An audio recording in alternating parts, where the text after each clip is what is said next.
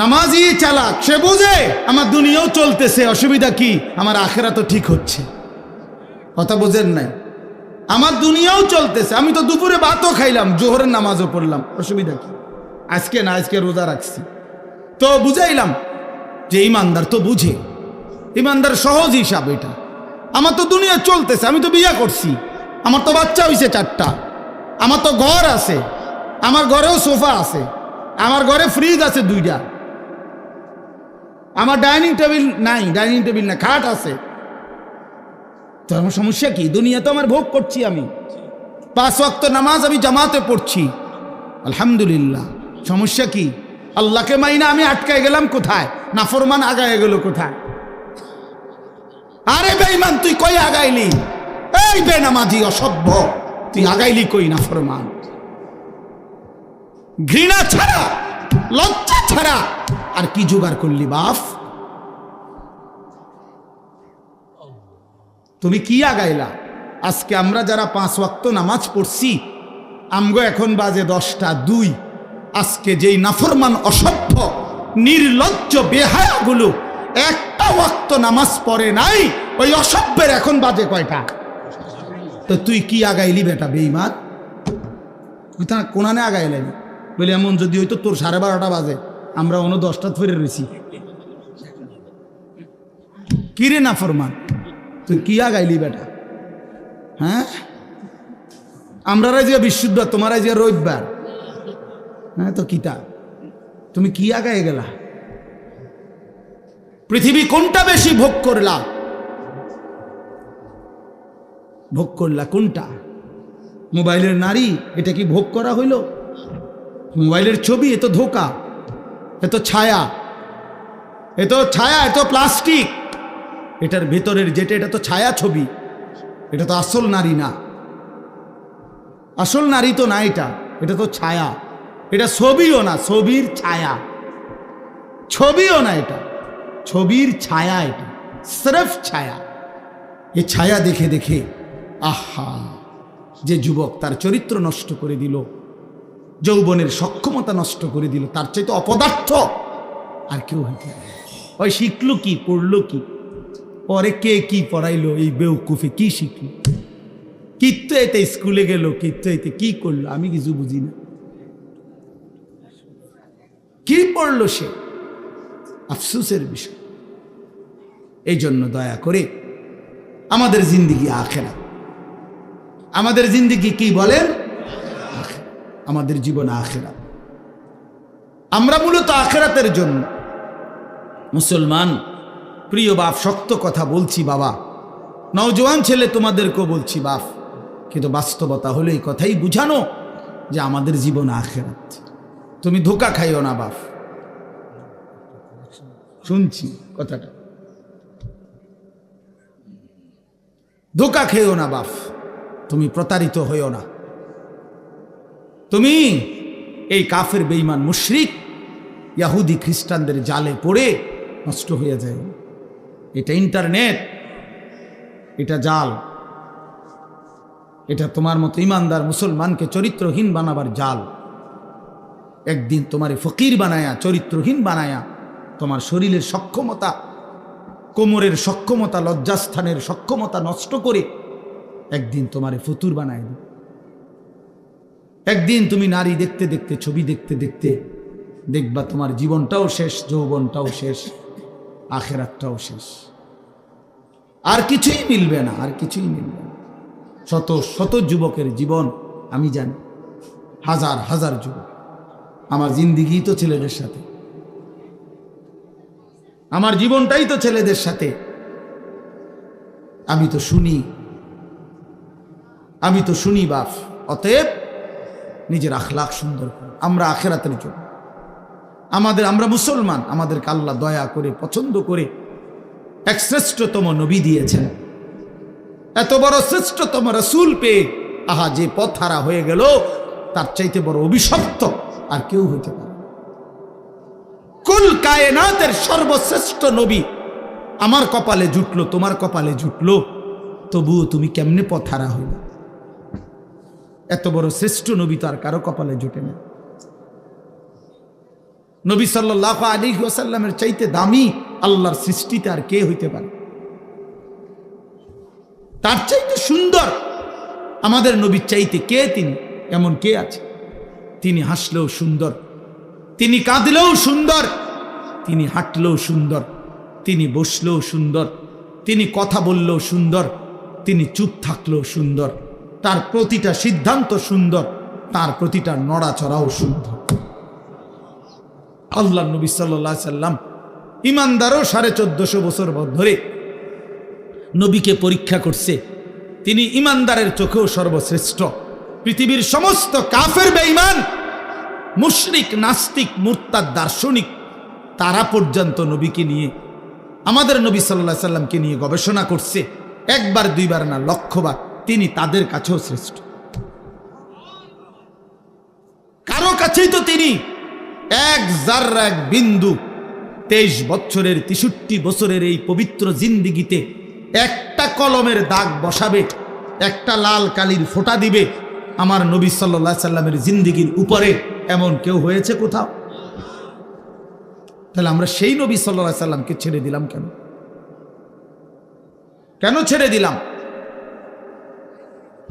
এই জন্য দয়া করে ভাবতে শিখি। আমরা বাবাদেরকেও বলি, নওজোয়ান ছেলে তোমাদেরকেও বলি, পর্দার আড়ালের মা বোনদেরকেও বলি, মা আখেরাতের ফিকির করেন।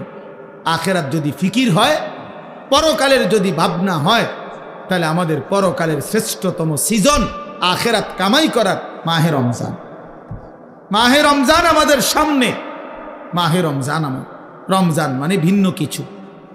রমজান মানে আখেরাতের মাস, রমজান মানে মেহনতের মাস, রমজান মানে পরিশ্রমের মাস, রমজান মানে দুনিয়া ভুলে জান্নাত কামাই করার মাস। রমজান সিজন, রমজান মৌসুম, আখেরাতের মৌসুম, আখেরাতের মৌসুম, পরকালের মৌসুম। অতএব বাবা, এত বড় রমজানকে সামনে আল্লাহ যদি কারো হায়াতে দেয়, আল্লাহ যদি দয়া করে রমজান পর্যন্ত পৌঁছায়, সেই রমজানকে পেয়ে কেউ যদি নিজের জিন্দিগিটা গড়তে না পারে, তার উপরে আল্লাহর লানত ছাড়া আর কিচ্ছু, আর কিচ্ছু। এই জন্য হাদিসে আছে, আপনারা সবাই শুনেন এটা, রমজানের লাস্টের দিকে হুজুররা বয়ানে এটা বলে যে নবীজি সাল্লাল্লাহু আলাইহি সাল্লাম মিম্বরের মধ্যে উঠতে গিয়ে আমিন বলছে। তো নবীজি পরে ব্যাখ্যা দিছে, জিবরাইল আইসা নবীজিকে বলছে, ইয়া রাসূলুল্লাহ, এত বড় শ্রেষ্ঠতম রমজান পেয়েও, এত দামি, এত ফজিলত পেয়েও যে তার নিজের আখেরাত গড়তে পারলো না, গুনাহ মাফ করাইতে পারলো না, তার উপরে আল্লাহর লানত, তার উপরে ফেরেশতাদের লানত। নবীজি তখন বলছেন আমিন, হ্যাঁ জিবরাইল আমিও কবুল করলাম, অর্থাৎ আমি মুহাম্মদেরও লানত। এই জন্য রমজানে যে নাফরমানি করে, রমজানে সুদ খায়, ঘুষ খায়, রমজানে কিস্তি নেয়, রমজানে যেই মহিলা বেপর্দা বাজারে বাজারে ঘোরে, রমজানে যেই নাফরমান নামাজ পড়ে না, আল্লাহর জিকির তেলাওয়াত করে না, হালাল পথে চলে না, তোর উপরে আল্লাহর লানত, ফেরেশতার লানত, তোর নবীর লানত, তোর রাসূলের লানত। তোর মনে রাখ, এত লানত নিয়া জীবনে সুখ হবে না, আখেরাতেও সুখ হবে। এই জন্য দয়া করে ইনশাআল্লাহ মাহে রমজানকে কদর করবেন। বলেন ইনশাআল্লাহ। ছেলেরা বলো বাবা ইনশাআল্লাহ।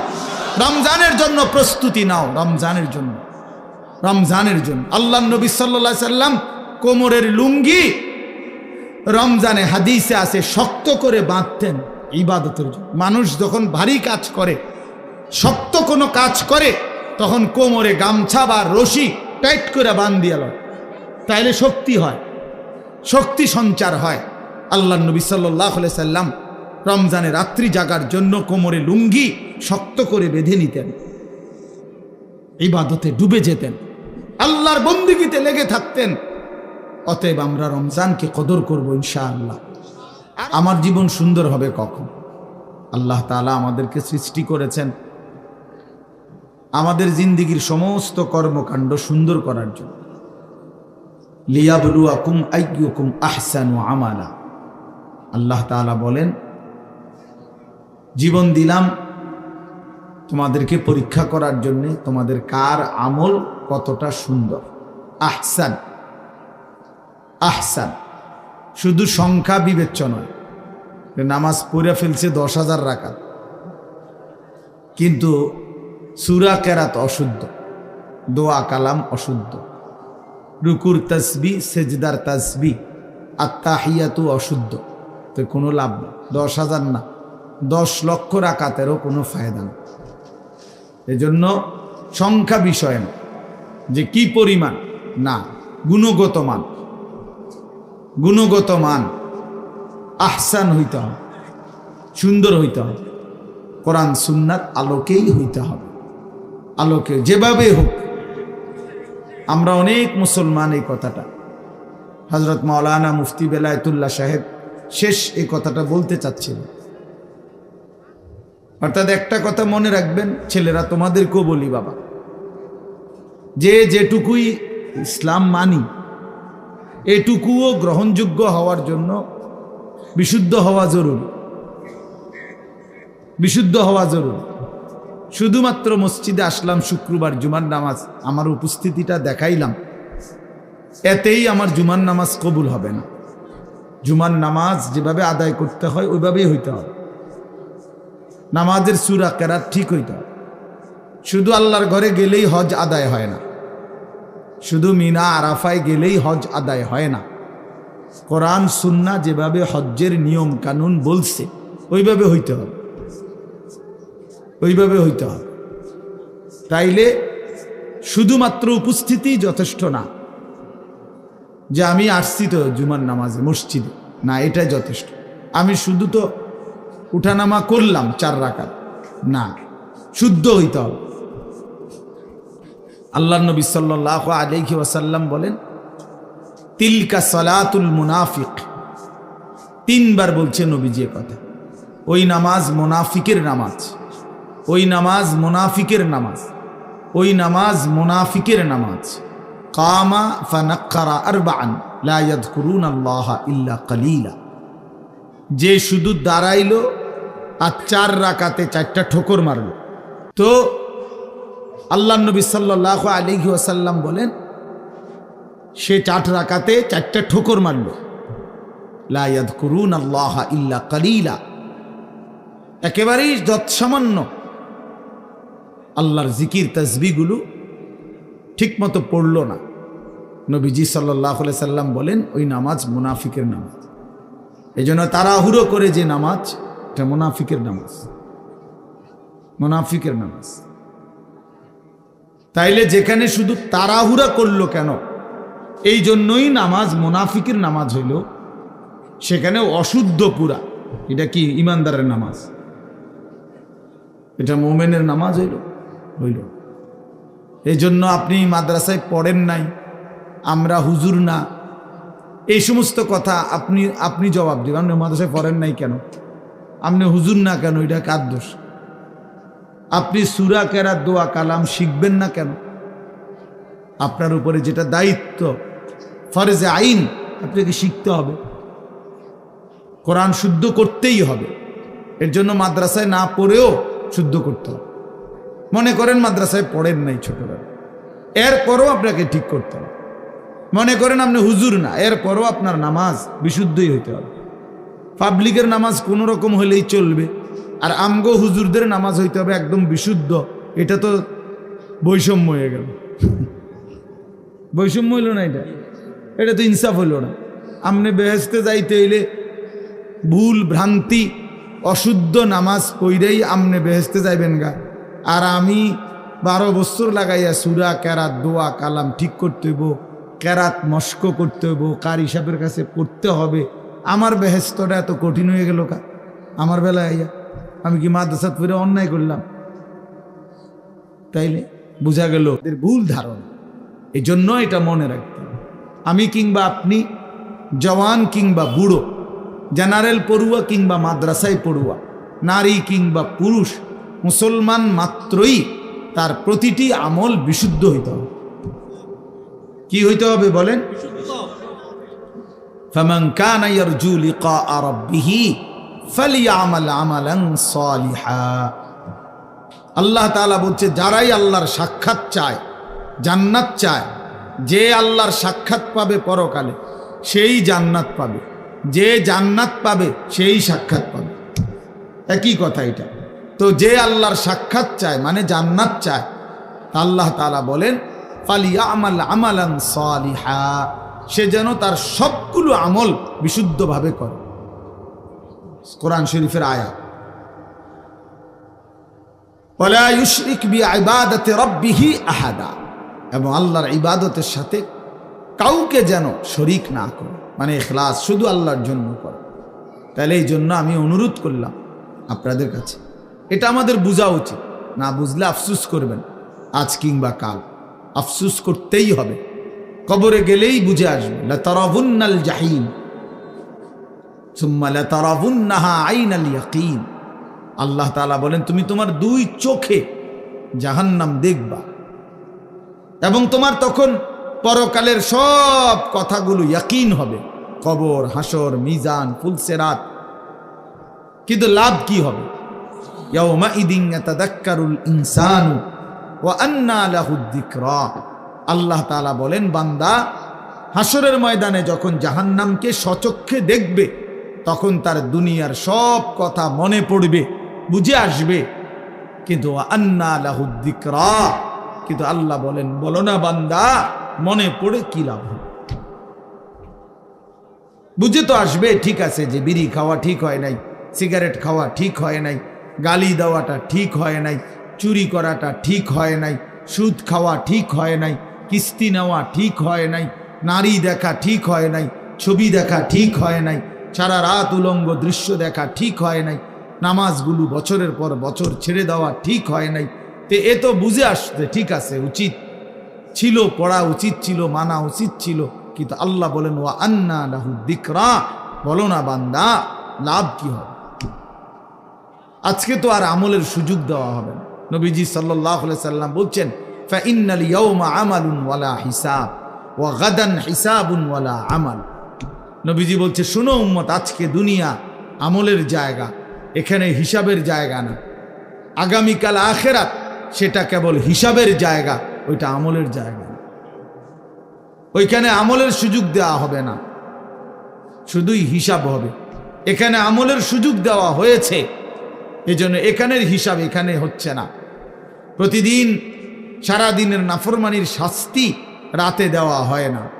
এক মাসের নাফরমানির শাস্তি মাসের 30 তারিখ কোনো দেওয়া হয় না। এখানে শুধুই আমল, কর্ম, ওইখানে হিসাব। এখানে মেহনত, ওইখানে ফলাফল, এখানে ফলাফল। এই জন্য আমরা সবাই মিলে যে পাত্তা দিলেন দিলেন, অসুবিধা নাই। আমরা এতে করে ঘাবড়াই না যে কে শুনে আপনার কথা হুজুর, না কেউ না শুনে, কোনো অসুবিধা নেই, কোনো সমস্যা নাই। গোটা পৃথিবীর সমস্ত মানুষ যদি আল্লাহর নাফরমানি করে, একজনও যদি মুমিন না থাকে, তবু আল্লাহ শ্রেষ্ঠ, তবুও কোরআন শ্রেষ্ঠ। আবার গোটা পৃথিবীর সকলেই যদি আল্লাহকে মেনে নেয়, তবু আল্লাহ শ্রেষ্ঠ, আল্লাহ শ্রেষ্ঠ। অতএব আমাদের জিম্মাদারি বলা, দিল থেকে বলা, আন্তরিকতা নিয়ে বলা, কেউ পাত্তা না দাও, অসুবিধা কি? সমস্যা নাই, কোনো সমস্যা নাই। কোরআন শরীফে আছে ওমা তাসআলুহুম আলাইহি মিন আজরিন ইন হুয়া ইল্লা যিকরুল লিল আলামিন। আল্লাহ তাআলা নবীকে বলছে বন্ধু, আপনি যে দিন রাত মানুষকে আল্লাহর দিকে ফেরাইতে চাচ্ছেন, ডাকতেছেন, তো এর পারিশ্রমিক, এটার মজুরি আপনি তো মানুষ থেকে নিচ্ছেন না, এটার বিনিময় তো মানুষ থেকে না। যে একবার সুবহানাল্লাহ মানুষেরকে শুনাইলে, শিখাইলে কয় টাকা, এটার কোনো নির্ধারিত রেট আছে? নাই। তো মানুষের কাছে তো এটার বিনিময় না। 1 কেজি চালের দাম তো নির্ধারিত আছে, 1 কেজি আটার দাম তো কি আছে? নির্ধারিত আছে। 1 কেজি আলুর দাম তো নির্ধারিত আছে, কিন্তু আল্লাহর কথা বলার মূল্য তো নির্ধারিত নাই। অর্থাৎ এটা মানুষ থেকে তো আপনি বিনিময় নিবেন না। কাজে আপনার সমস্যা কি? বিনিময় তো দেব আমি, কাজে কেউ গ্রহণ করলেও বিনিময় দেব, কেউ গ্রহণ না করলেও বিনিময় দেব। আপনার সমস্যা কি? আপনার যেটা পাও না, আমি সেটা আপনাকে দেব। এই জন্য আমরা দায়ী যারা হয়, আল্লাহর দিকে যারা ডাকে, ইমাম, খতিব, আলেম দ্বীন, আউলিয়ায়ে কেরাম, ওয়াইজ, মুহাদ্দিসিন, মুফাসসিরিন, ওনারা এটা বুঝে যে কেউ গ্রহণ না করে কোনো অসুবিধা নাই, কারণ আমি তো আপনাদের থেকে পারিশ্রমিক নেব না, বিনিময় তো মহান আল্লাহ পাকের কাছে।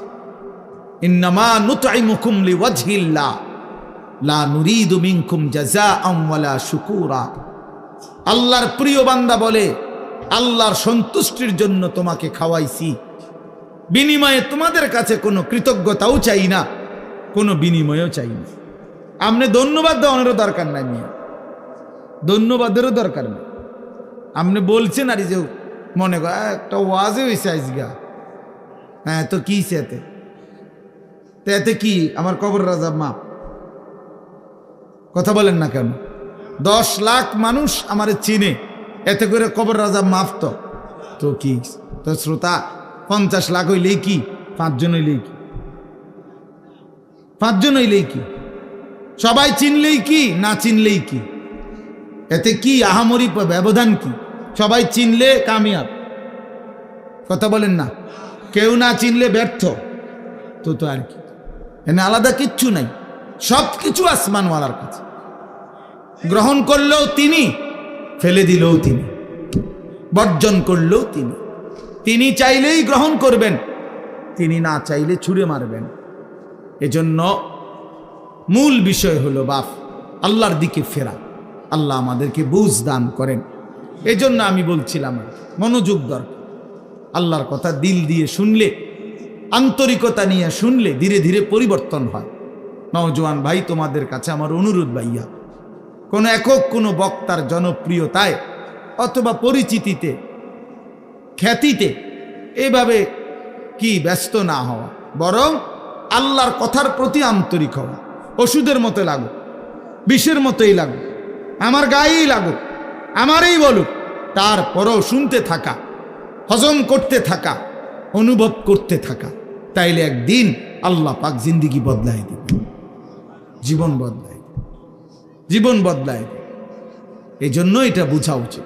আল্লাহ তাআলা সকলকে তৌফিক দান করেন।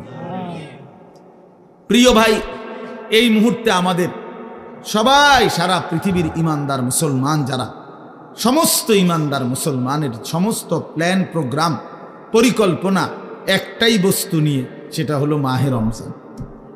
যাদের কলবে, কলিজার মধ্যে কবরের ফিকির, আখিরাতের ফিকির আছে, পরকালের ভাবনা আছে, তারা শুধু নেকি তালাশ করে, নেকি তালাশ করে, নেকি তালাশ করে।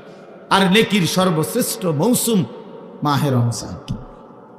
মাহে রমজান আল্লাহর প্রিয় বান্দারা নেক তালাশ করে, নেক তালাশ করে। হাদিসের মধ্যে বহু সাহাবীর এরকম প্রশ্ন আছে নবীজির কাছে, যারা কোনো না কোনো আমল তালাশ করছেন। ইয়া রাসূলুল্লাহ, আমার একটা আমল বলে দেন, আমার একটা বিষয় বলে দেন, আমার একটা বাক্য বলে দেন, আমার একটা কথা বলে দেন। এইভাবে খুঁজছেন, শুধু আমল খুঁজছেন। কেন? আমার নেকি দরকার, আমার নেকি দরকার। দুল্লানি আলা আমালিন আমিলতুহু দাখালতুল জান্নাহ। এক সহজ সরল সাধারণ সাহাবী আয়েশা নবীজিকে বলছেন, ইয়া রাসূলুল্লাহ, আমাকে একটা আমল বলে দেন, আমল করব আর আমি জান্নাতে যাব। নবীজি সাল্লাল্লাহু আলাইহি সাল্লাম বলেন, আল্লাহ এবং রসুলের প্রতি ঈমান রাখবা, 5 ওয়াক্ত নামাজ পড়বা, ফরজ হলে যাকাত দিবা, রমজান আসলে রোজা রাখবা। তখন পর্যন্ত হজ ফরজ হয় নাই, এই জন্য এই 4টা বলে নবী শেষ করছে।